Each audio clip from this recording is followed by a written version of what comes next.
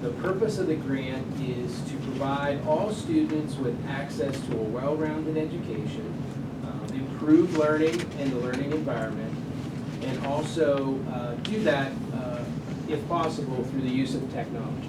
So some of the things that are within Title IV are what's called well-rounded educational opportunities as a category, and another category is safe and healthy students.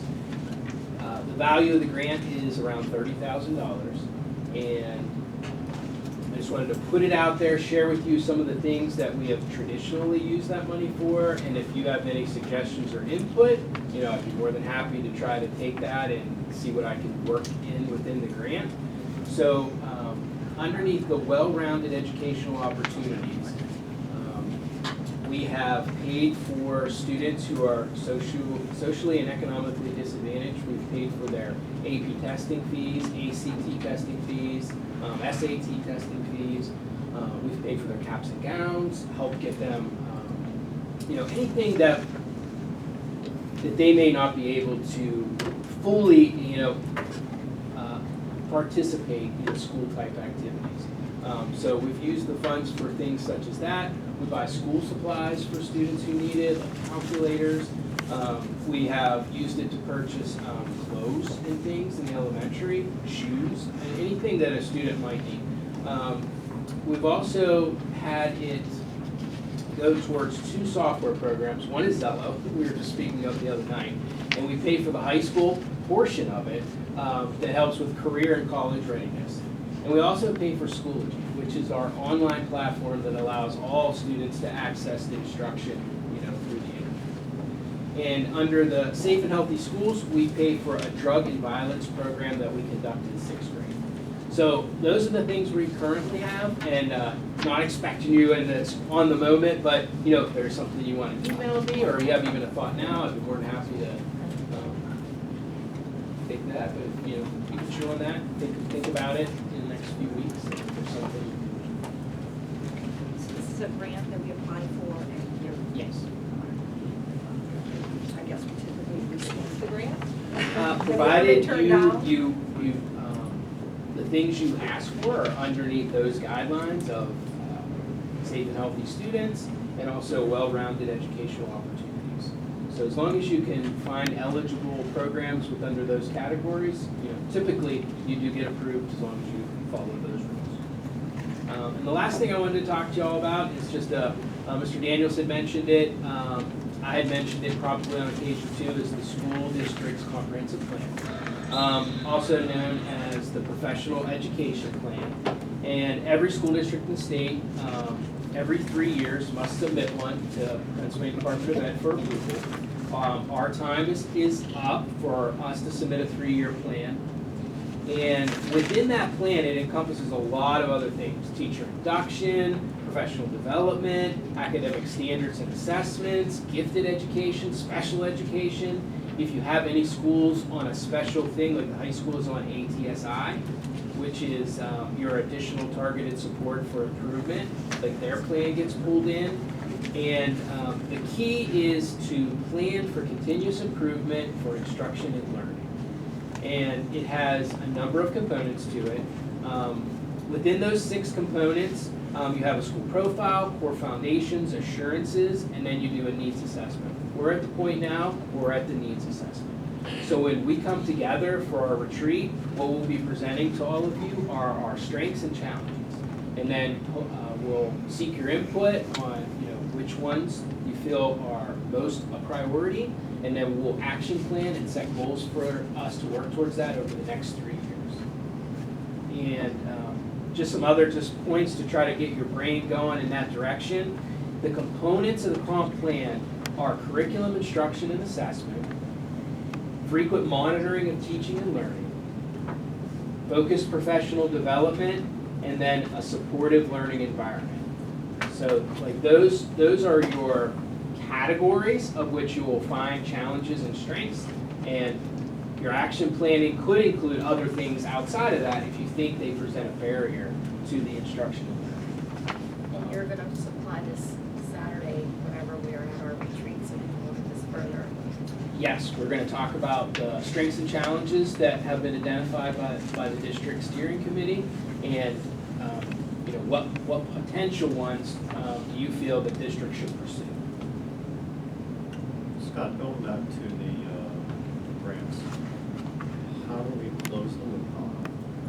What time frame do they have to be spent on, right? So they have to be spent during the calendar year for school. Who do we report back to on how the money's spent, how is it approved, and things like that? I mean, just educate. A lot of different grants going on. The federal grants that we are traditionally accustomed to, which is Title I, Title II, and Title IV, run September 1 through August 31st. They run, that's their fiscal year. And we apply annually, and we can carry money over if we don't spend it all, but our current administration tries to plan accordingly and get that money spent up and file final expenditure reports with the Department of Education at their, you know, anniversary date, so that we can then start another grant. When Grace and I took over, there were thousands of dollars that were unspent and carried over from year to year. So we did our due diligence and we got that money spent down, and now we're working on a calendar year for those types of grants. ESERS is a whole different ballgame. Lots of money, lots of things spread over 3 years in some cases. So we'll be working to spend down ESERS money until 2025 probably. Another question about the grants. So since that's annually, are we able to explore specifically what you talked about with the drug and violence program in 6th grade? Do we have to stick with 6th grade? Can we sprinkle this around to other grade levels, other topics besides just that? Yes, you could definitely do that. The allocation that we currently have for that program is about $4,500.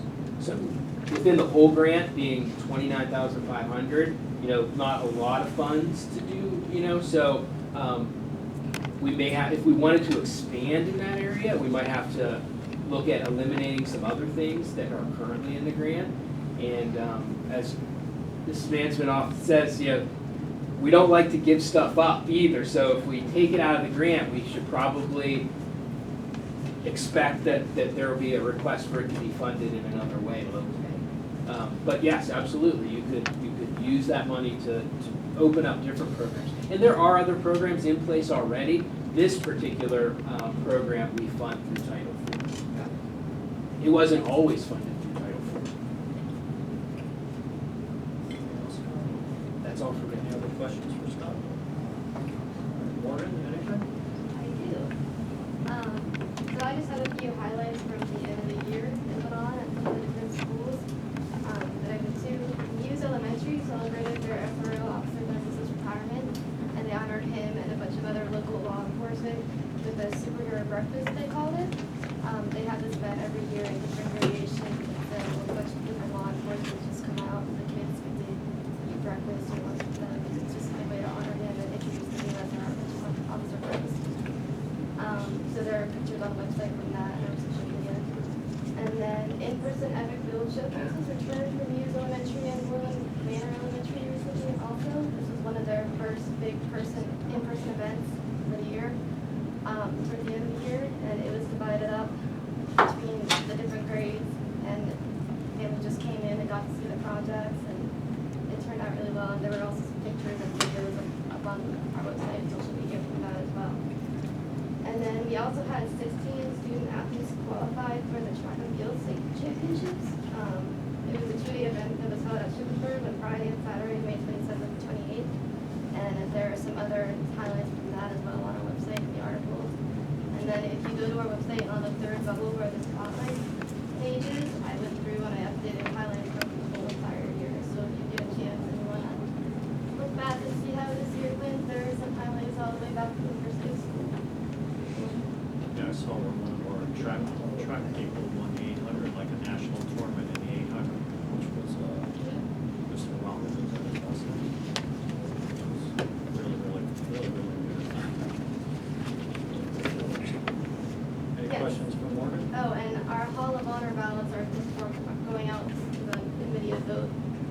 we had 24 total applicants.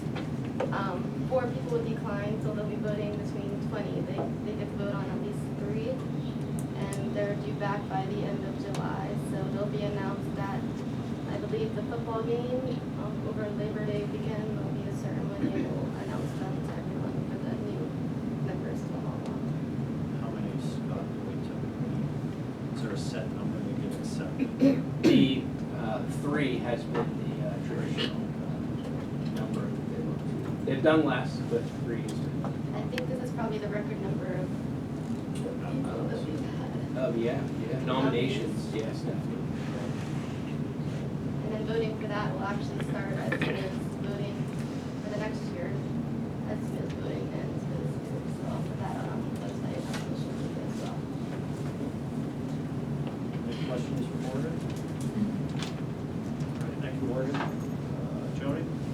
So my report this evening is regarding a few agenda items that we'll touch later on. So I'm going to just do them right now all in one time, but as we get to them, I won't talk about them as I think they're bigger ones.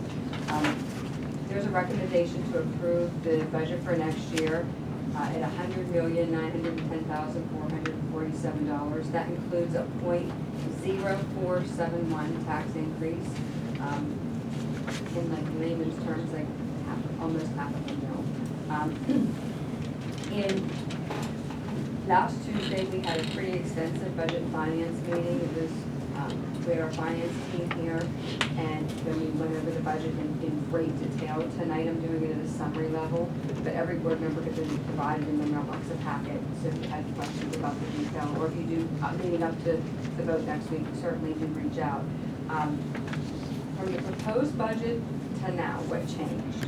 About $1.6 million in expenses.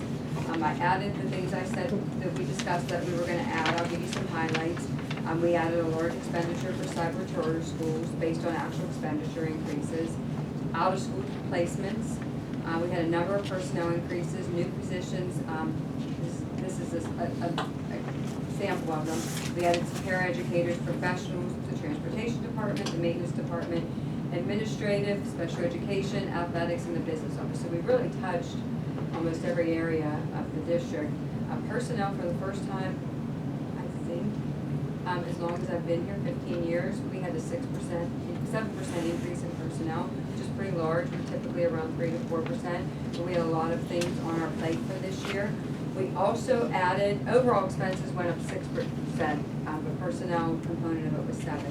The district added to their expenditures a new club at the high school, esports, and the necessary personnel to go along with that.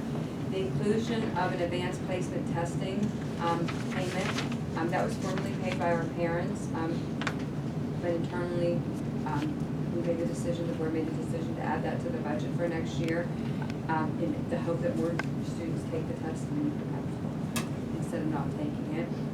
We increased substitute pays for substitutes in the following areas: cafeteria, secretarial, professional, custodial, and paraeducators.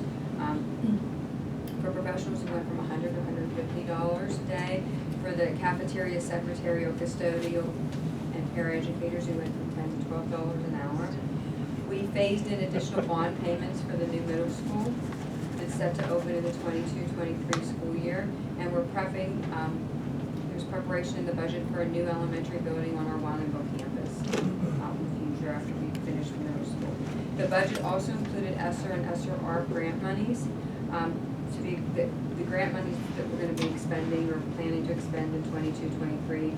As Scott said, those will be evolving and may change, but that's what we plan right now to spend. I will periodically, as part of budget and finance, and we talked this week, provide you with updated listings as the team evolves or changes that document so that we provide them with transparency. And we changed some other programming.